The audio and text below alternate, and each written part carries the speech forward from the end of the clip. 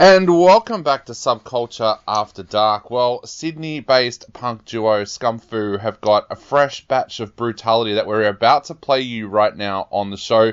The new single is called Shannon Lives Next Door, and we thought to find out a little bit more about this track, we would actually get Zach on the phone right now. Welcome to the program, mate. Thanks, mate. Thank you for having me. Now, mate, I was just listening to this track, and I absolutely love it. Tell us a little bit about where this track came from and what it's all about. So this song's actually been floating around for us for quite a while. I think it's gone through probably 4 revisions at this point. I think we kind of started with just the bridge riff and jammed it for a few months, and then we didn't like it. Came back again 3 or 4 times, and then finally we just settled on a version we liked and hit record. And at the time I had a neighbour who'd just gotten evicted, and for the next few months my entire apartment block and my apartment just got infested with cockroaches, so I thought that would be a perfect topic to write the song about.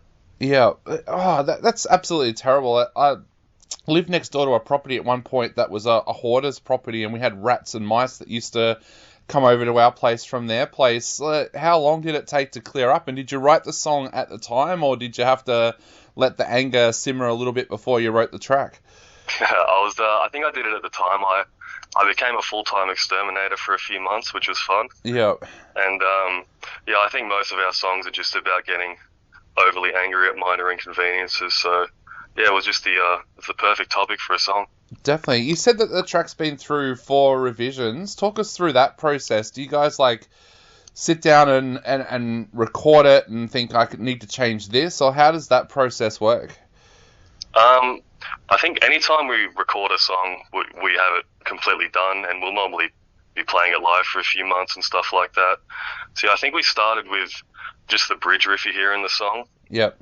And the way me and Josh write is we're pretty hard on each other, and we don't spare each other's feelings. So if there's anything that one of us doesn't dig that one of us has done, we'll just say it and we'll shelve it until we're both happy. So yeah, I think it was probably a good year and a half of coming back to the song every few months until we were both happy with it. And then I think finally once we were, we just recorded it immediately so that we, wouldn't change it again.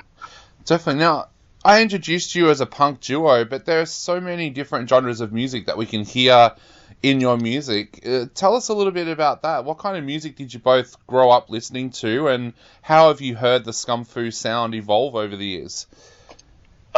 We actually both met in high school, and I was really into punk at the time, whereas Josh was more into a lot of the stoner doom stuff, like, your Electric Wizard, Sleep, things like that. Yep.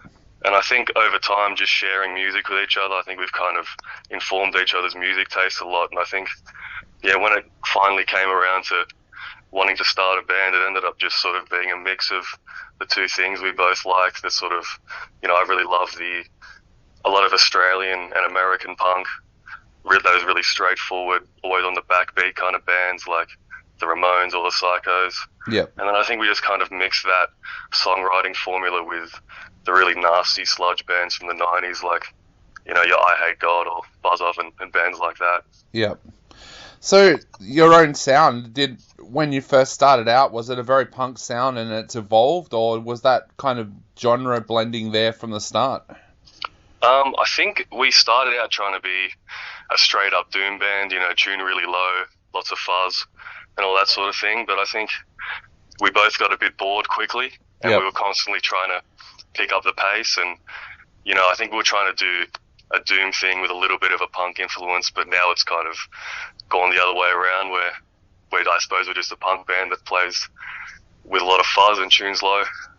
So you've got the brand new single out now. What are the plans going forward? Are you going to be releasing more singles, do an EP, an album? What are the plans there? I think for next year our plan will be, we want to put out an EP of all the songs we've been playing live for a while, because I think most of our set is yet to be recorded, so we need to get onto that for sure.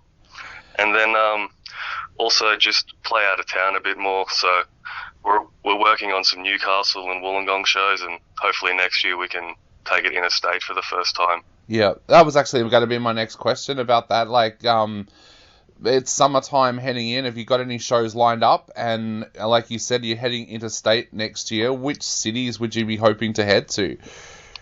So we actually, for the first time in probably a year, have no shows lined up in Sydney, but we are working on something in Newcastle. I'm not 100% sure if I can give the details of that yet because that's cool. It hasn't been confirmed yet. But we'd love to do Melbourne for sure. There's lots of bands there we'd love to play with, and even if we could do some rural in between towns, I think that'd be a lot of fun too. Definitely. Well, mate, we are going to play the brand new single on our show right now. So what would you like to say to everybody out there before they take a listen to Shannon Lives Next Door? I'll just say, hope you dig it. And if you're ever at a show and want to come say g'day to one of us, feel free.